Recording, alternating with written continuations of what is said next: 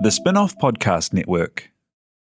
Are you making the most of your KiwiSaver investment? Generate is an award-winning KiwiSaver provider with a track record of strong long-term performance. Making a smart decision now could add tens of thousands of dollars by the time you reach retirement. Book a no-obligation chat with a Generate KiwiSaver advisor today at generatekiwisaver.co.nz/get-advice. A copy of the product disclosure statement is available at generatekiwisaver.co.nz. The issuer of the scheme is Generate Investment Management Limited, and of course, past performance does not guarantee future returns. Ready to rediscover the joys of cycling? With over 300 kilometres of cycle paths across Tāmaki Makaurau, jumping on your bike and going for a ride is such a fun way to discover the city from a different perspective. Cycling is getting more and more popular across Auckland, so now's a great time to join the hype and give cycling a go. Head to at.govt/cycling to find your nearest cycleway today.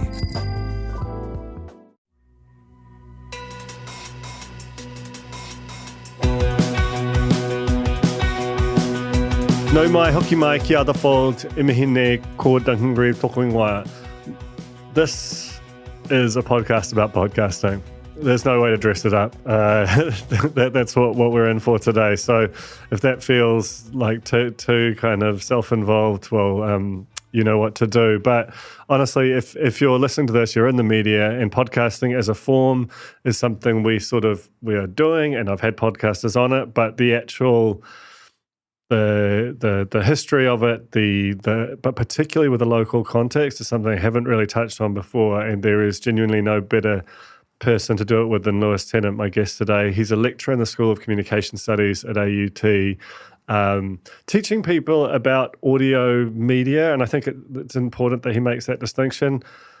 It's podcasting is part of that, but really, if you understand it in that dimension, podcasting, like almost everything now, is just another user-generated content form. In some ways, it always has been. And so I think, we talk about its local development. He's done a terrific piece of research that really maps the contours of podcasting in a local context, which he made a presentation at the New Zealand Podcast Summit, which is also something he organised on the weekend. So there's really no one trying nearly so hard as him to kind of get their arms around the sort of scale and development of podcasting as a medium in New Zealand, and then also actively encouraging its development through the teaching of future creators at AUT. So look, that's the scope of this podcast. We sort of dig into his own path into it, why he hit upon researching it, what that research found, some kind of philosophical elements of why, which I'm just really curious about. Imagining if podcasting had developed in a different way with a more sort of hands-on parent than Apple in some respects. I think those are quite profound questions for this medium. But then also dig into particularly the local context and talk about shows like The Morning Shift or Duncan Garner's Editor-in-Chief, which is sort of challenging some of what a podcast is and bringing new audiences to it. And then finally we talk about the most recent podcasting summit, which was last weekend as we record this, and the presentation he made there and what the highlights of that were. So just before we get to it, I would love it if you could do me a favor. In the show notes for the Fold, you'll find a link to a very quick survey. I'm trying to find out more about our Fold's listenership and just, with a view to kind of building a better picture of our audience. So if you're a long-time or a first-time listener, please just jump into the link in the show notes. It won't take you a second, and fill out a quick survey about which will give us more information about our audience. And then once you've done that, come back here and listen to this Tennant talking about New Zealand podcasting on the Fold. Tēnā Lewis, welcome to the Fold. Yeah, nice to see you, Duncan. Finally. I know. 6 years since we organised the podcast, I think. It is a while, but it's good to be finally doing it. Can I indulge? Yeah, go on. Okay. So late 2016, I decided I was going to try this crazy podcasting lark, and I got a huge amount of episodes in the first year. I think about a third of my catalogue. The show's still going much slower now between drinks. And in that mad rush to get people I was interested in and curious about, who talk about interesting and curious things, I thought, I'll get Duncan on, even though I don't know him. And I think you had a lot on at the time, and to your credit, you tried to make it happen. You didn't really know who the heck I was. We went back and forth. I think we changed the date about 3 or 4 times. And then I stood you up. That's the punchline. And I just apologised to you now in person after about... You know who's the only other person I've done that to? Who's that? John bloody Toogood from Shehard. Oh, no way. But he didn't turn up in person. This sounds like I'm really unorganised. I feel like twice out of hundreds of episodes is entirely acceptable. Yeah. And to be fair, you stood me up about 300 metres from my front door. So it really I didn't know that. Excellent. It really wasn't a big issue. How we would have laughed if you'd seen me coming back with the groceries. Totally. No, I'm glad to have cleared the air on that. We're good now. But I wondered, Lewis, if you could start by just tell me a bit about yourself, your background, and how you came to settle on podcasting as an area of teaching and research. Okay, so out of uni in 96, sort of the oft-told heyday of student radio. I was in Wellington around Active. I did a very traditional arts degree, but while I was there, I kind of, without realising it, just blind passion and love, did an apprenticeship in radio. So I was on Active a lot. Ended up being their bricky show host in the reign of Mikey up here. Left broadcasting for a while, went overseas, did a bunch of other stuff, came on back, kind of dabbled in it, did a few kind of music-focused shows on bass, did a bit of a stint on B when I was back, went to go and do the year-long post-grad diploma in journalism in AUT, 2010. I also did. at the classic for me, and you see a lot of this now. I'm part of the institution, the kind of like, let's say late 20s to late 30s mainly, person who reaches a point in their life, for whatever point, and they go, right, I'm going to go and get a bit of paper for that thing that I'm interested in. And I just fell into doing more research and getting part-time teaching, and I never planned or had designs on being a teacher or a university lecturer. And it's ended up, I didn't really tell them about my radio background, but you obviously go to your passions, and I'm quite a force in the radio audio media part of the degree now. Then in 2016, I think, or maybe 2015, I had heard of podcasting, but a friend posted that someone I knew of from Wellington of my era, Melanie Linsky, was on this show called WTF with Mark Maron.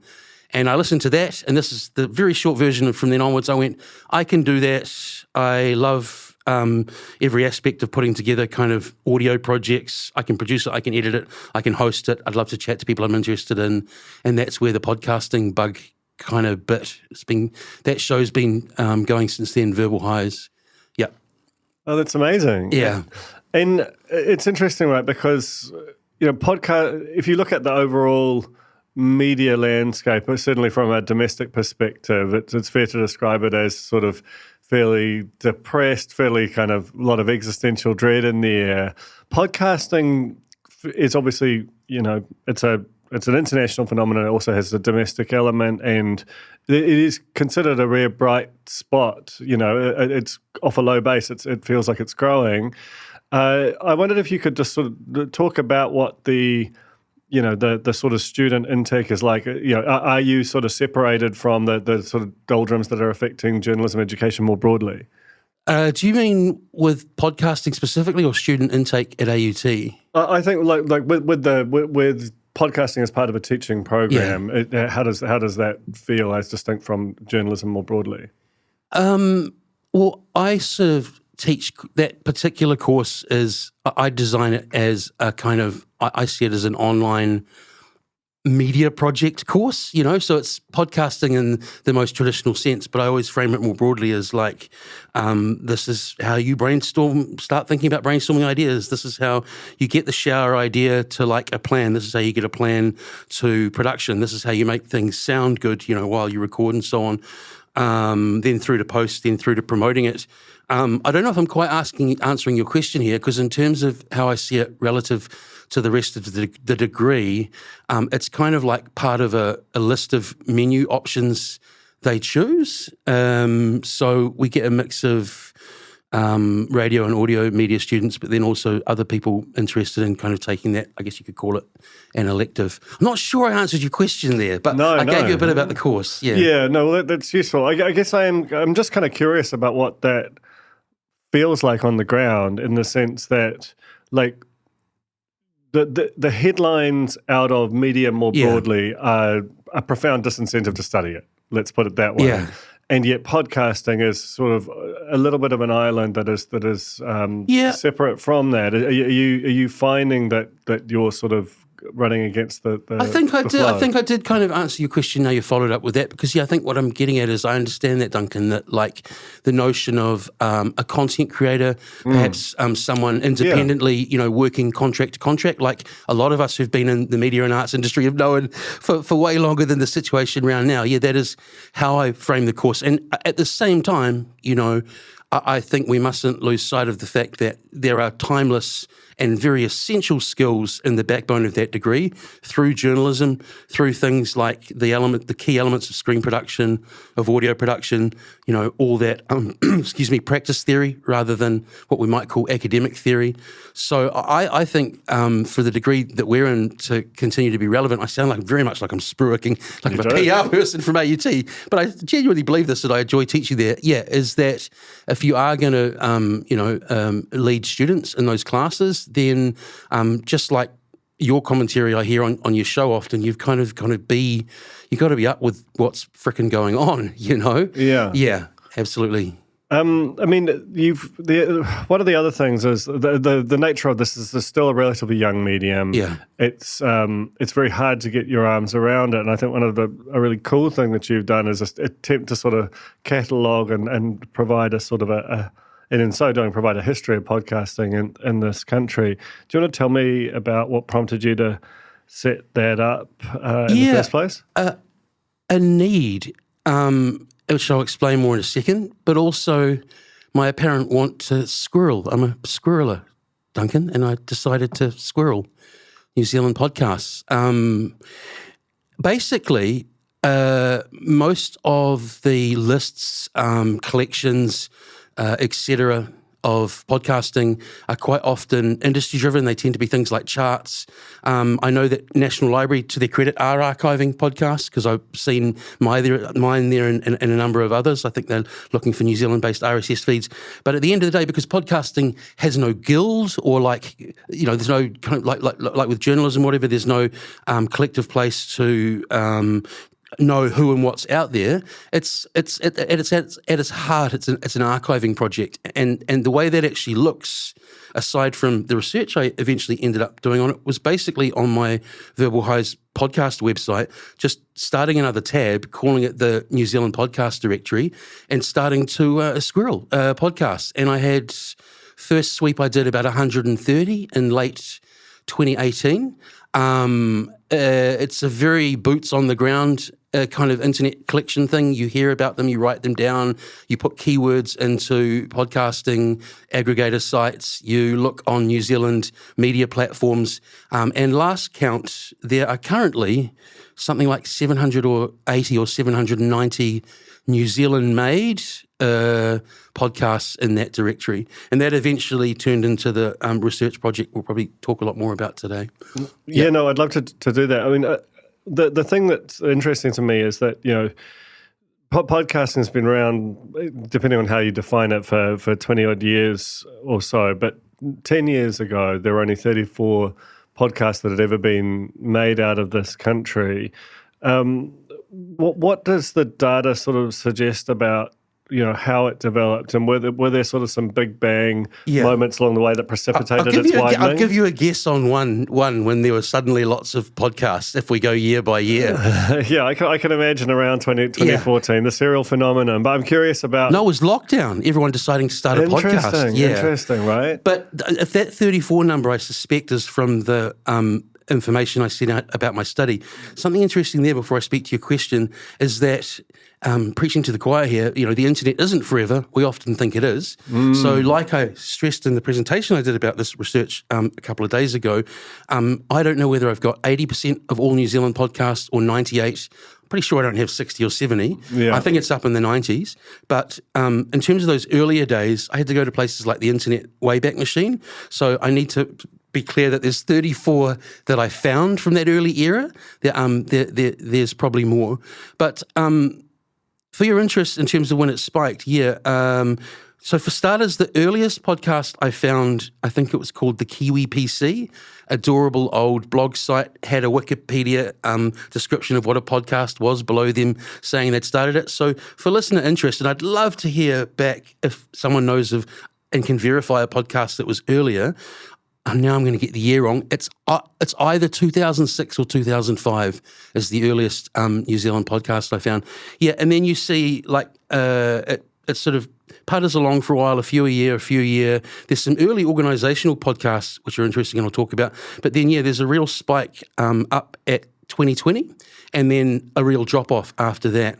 In terms of new discrete podcasts? That graph I was visualising is new New Zealand podcasts by year. Yeah, right. Yeah, but also you can say it's COVID, and of course it was, and I heard from people like equipment retailers like Rock Shop that they couldn't ship out enough kind of media production software. But at the same time, if you look at the graph from another perspective, it's also, there's probably a level of attrition just based on how many had started in the years before that. So, we see that build up and that drop as well. Yeah, we last year shut the Real Pod, which was our first podcast, and there was a poignance to that because it felt like podcasts were a thing that you would start and keep doing. The idea of shutting down one that was successful, had an audience, like it was like that almost felt like a sign of maturity, but there was a sadness to it. Yeah, why? I wondered why. You've all just got too busy. We did get too busy, and honestly, on some level, it's about the material. Reality TV.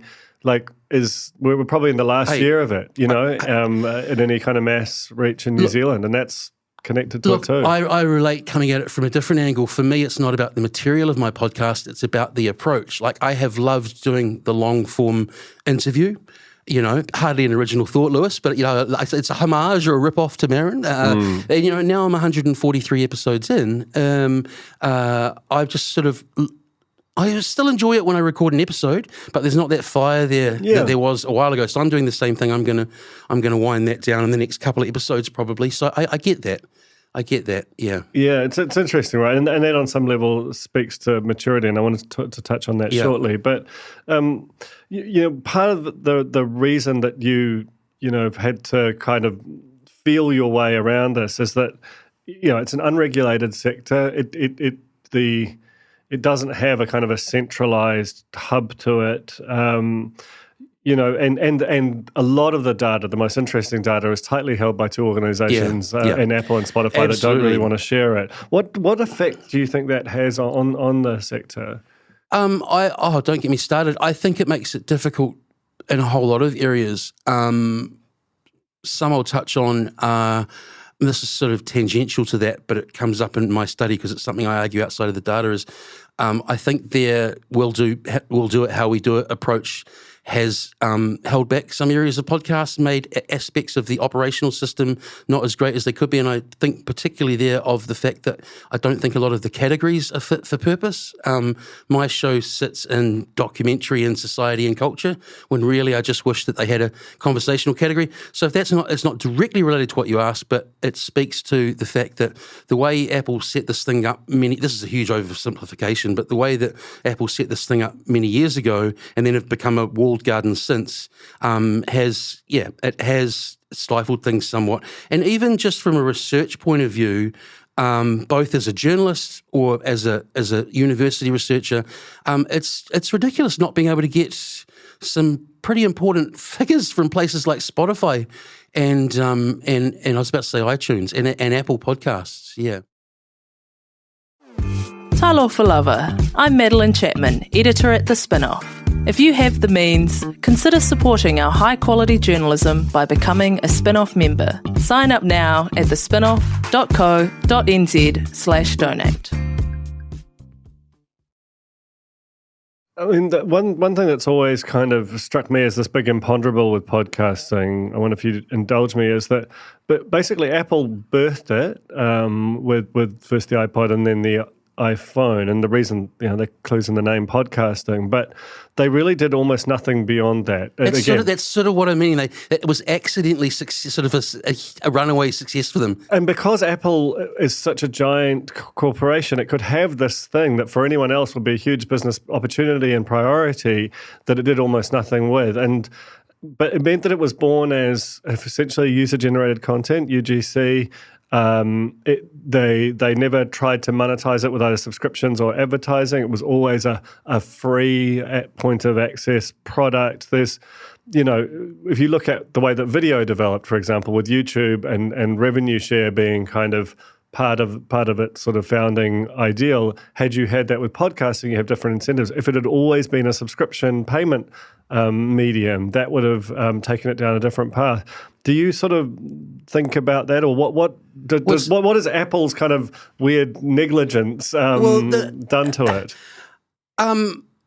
Well, I think they hold the distro, and it's that whole thing. I've never thought about it like this till I just heard you speak on that and thought about it. This is the issue. Like, you can do what, I forget the company, I think it's Luminary. They were doing kind of boutique podcasts with Yassine Bey and Dave Chappelle, and the idea that you'd sort of pay for a subscription to one podcast. I mean, it's very analogous to the music industry, isn't it? Absolutely. It's like you go where the distro is. And so that's why you went with a big record company back in the day a lot, isn't it? So you have a fantastic podcast, but if you can't, one of the first things you do, and I still teach my students it, but against why am I telling them to go to this huge corporation I joke with them. I spend all this time crafting this content. I spent all this money on this equipment, and then I go and give my content to a multinational corporation. That's all of social media, right? Yeah. And then also, again, another aside, I thought, as you were saying, and that's why even though Spotify operate on a pretty similar model, let's not doubt it. I mean, that's why Apple have kind of left themselves open to those kind of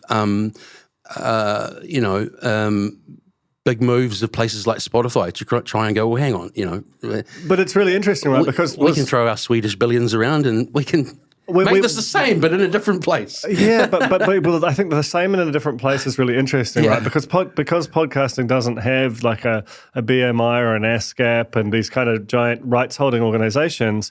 None of us got together and said, hey, Spotify, you're now distributing our work.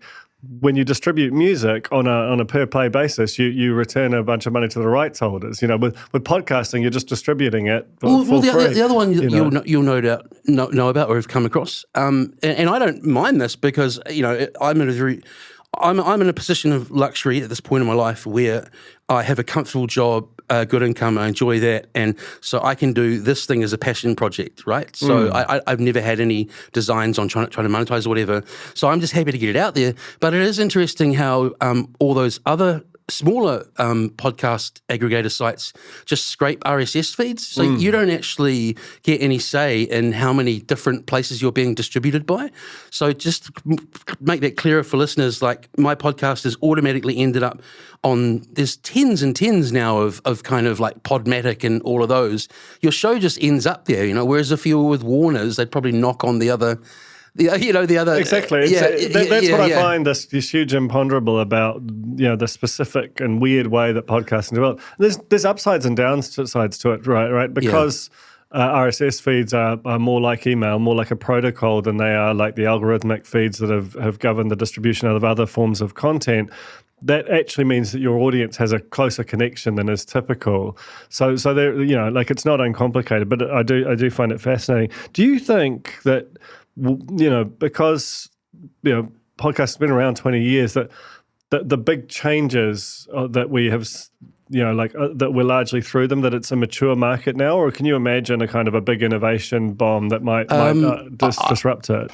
From what I see with how industry approaches podcast, and by let's go within New Zealand, and by industry I mean the bigger media companies and so on, is where I see growth. And this is the same globally, what I've seen in terms of the growth of things isn't so much around technology and platforms. It's around the whole thing that podcasting still hasn't completely done is the mainstreaming of the audience. And of course, we've seen a lot of it. I think one of the most humorous examples I saw was a Barack Obama and Bruce Springsteen had a podcast, but Barack's actually apparently not very good casually on a mic, and Bruce Springsteen's a broody artist. But the point is, it's trying to go. This is a thing. They used to say, the original audience was the middle class iPhone owning audience. And so the growth will be in just more of trying to create more of those blockbuster shows. And again, preaching to the choir, Duncan, like you've seen all those ads and promos for like Celebrity A hosting Podcast B, throw it at the wall, see what sticks. So that's where there's still a lot of room for growth, because unlike other forms of media, believe it or not, it's still kind of niche. Yeah, it does feel that way. Untapped, like, paraphrase all of that, untapped audience. But I feel like in recent years, I mean, TikTok's obviously had a huge impact on so many things, but podcasting, certainly the sort of, and there's been the rise of like things which have the appearance of podcasting but aren't actually connected to a podcast. I mean, in a local context, I feel like what the Morning Shift have done in terms of porting a breakfast radio audience across has been incredible. I think that's a potential disruptor. I think it's such an interesting case in that the other thing I find a potential disruptor with that is, not everybody, but, successful broadcasters like that, small markets, often your career is bouncing between company A and company B, let's say. And so for them to go and do basically say, as you say, in not so many words on the website, hey, we're doing breakfast radio, it's completely independent, you can listen whenever you want to it. And for it to be, this is a technical term, rating its tits off, because I know it is. I've seen, even though that's another thing we can get into, how even podcast stats are affected by those companies that have held on for so long. But, I think, wow, what a shift for a potential broadcasting career, even though you probably wouldn't use the word broadcasting now, right? Absolutely. Go out and do your own thing. Yeah. Yeah. The other thing that hasn't been done, and actually just before we came on, it's quite crazy timing, is live in a podcast element. But Duncan Greive has just announced that his editor-in-chief podcast is going to move to a daily 7:30 live on Rover. Rover as a platform feels like the kind of, I was going to say there must be money. There must be money in podcasting in New Zealand. If Duncan Greive went to a podcast from TV, someone's paying. Well, I think he's not just getting sent a case of beer every week, is he? No. So MediaWorks obviously really believes in this thing, and they want to build Rover up to be a true. Well, this is what I was saying about the mainstreaming of the audience. Yeah. But I wonder if that could, if they can make that thing take off, because that clearly is an attempt to do with talk what news/talk what Morning Shift has done with the sort of morning radio thing. So it does feel like the local sector is in quite a vibrant place. Would you agree? Yeah, and I think another thing you touched on that relates to that in the earlier topic we were just discussing is nothing, you can't sort of steer blindly down one purist lane of content production these days, and that's what coming back to talking about my students at the beginning. I see them all as content creators these days. So have to, and it's that adapt or die thing. And again, back to the technology, companies like Rode, Tascam, all these companies that have made audio hardware and post-production and studio equipment for years. And you see different sort of arms races in those industries over the years. It was DJ controllers a while ago. For them now, it's content creator units. So everyone's, that's where it is. Things that look great on camera.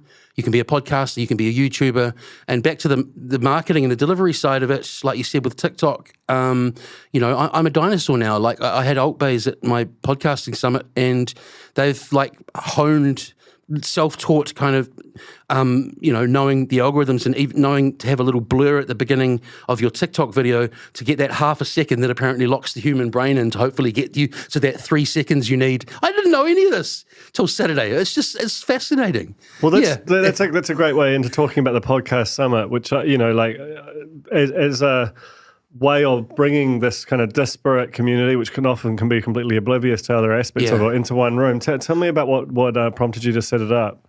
Well, that was another shower idea, like the directory.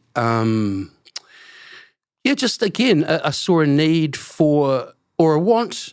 I just wanted a bunch of people doing what I'm doing to be able to come together once a year.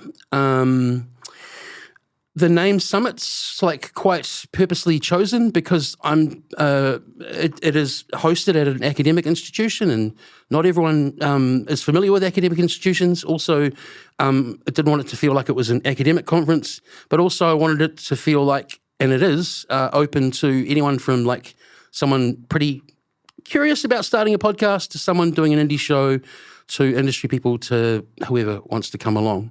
So in other words, it's sort of as neutral as you could be space. Everyone comes along and is looked after on the day, and ideally, pretty obvious for an event like that, gets to make new connections and kind of learn new things. And and there's been 3 of them now. They're every year in May. I'm here to do promo for the Podcasting Summit the week after it. So everyone put in their diary, put in your diary for 51 weeks from now. It's generally on the second or first week of May. That's a very spin-off approach to promotion. To be fair, I want to talk about the some highlights from that summit. But before then, you made a presentation yourself that kind of summarised this research. Do you want to kind of give us the top line of what that involved? Yeah, well, we went through it with the news shows. Oh, basically, the broader study. Okay, so I think I stopped it at July last year because, as we know, studies need to be contained, especially when you're dealing with a lot of data.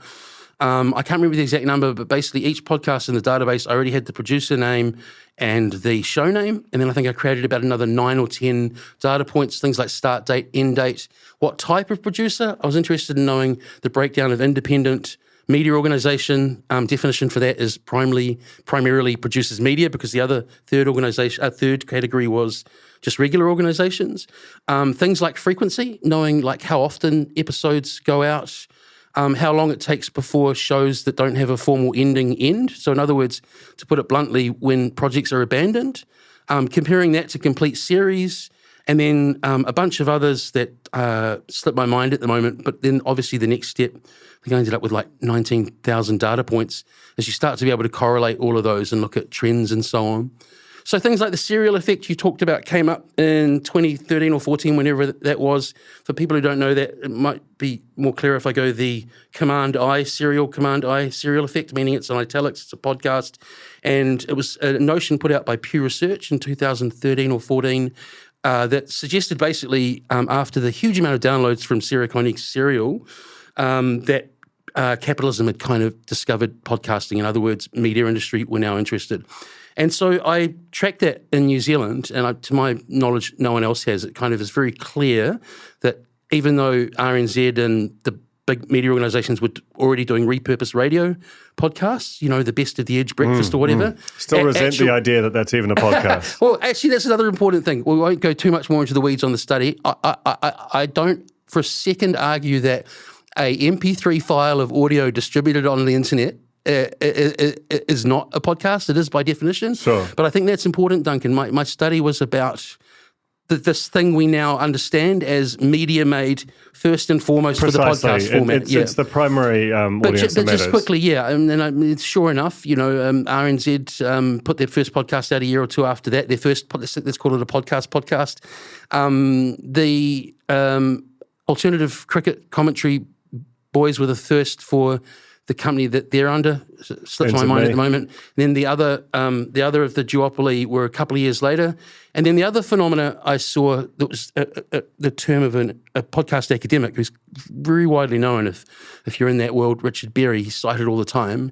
He called this thing the new audio economy, which is the next logical step where you start to see boutique production houses and so on popping up. Often it's people leaving public radio. So hello, Noel McCarthy and John Daniel, Bird of Paradise Productions. Hello, Kirsten Johnston and Melody from PopSock and so on. Yeah, so that's a very deep paraphrasing, but you get the general gist. And graphs were produced. I learned how to use Excel. Fascinating. People have sent me Excels for years and I've just adapted them. Yeah. Scurried away when they've needed anything more done to them. But yeah, producing a few graphs was mind-blowing. and how about the rest of the summit? What were some of the highlights for you? I sort of have trouble taking it all in on the day and that event organizer, fatigue type. But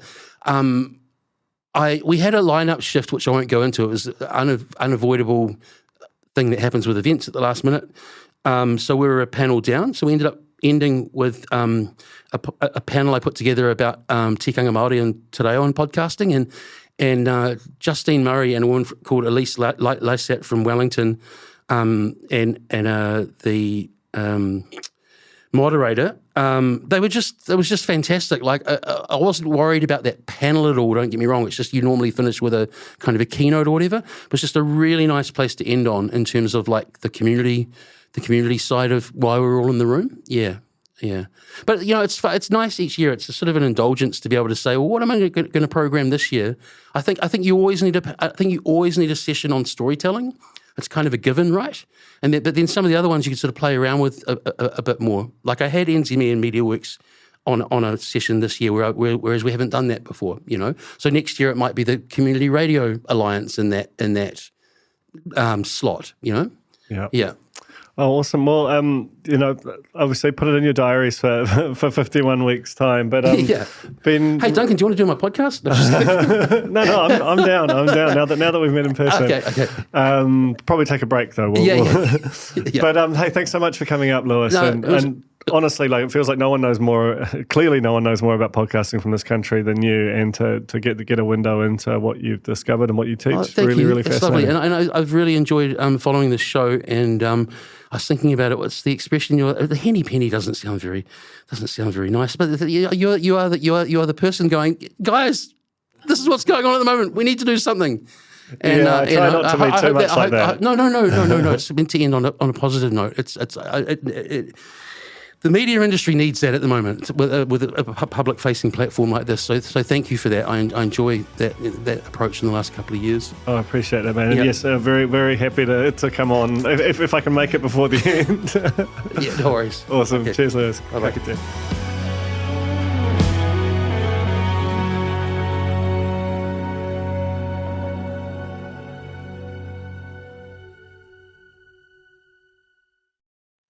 Kia ora e te iwi, Te Aihe Butler here, podcast manager at The Spinoff.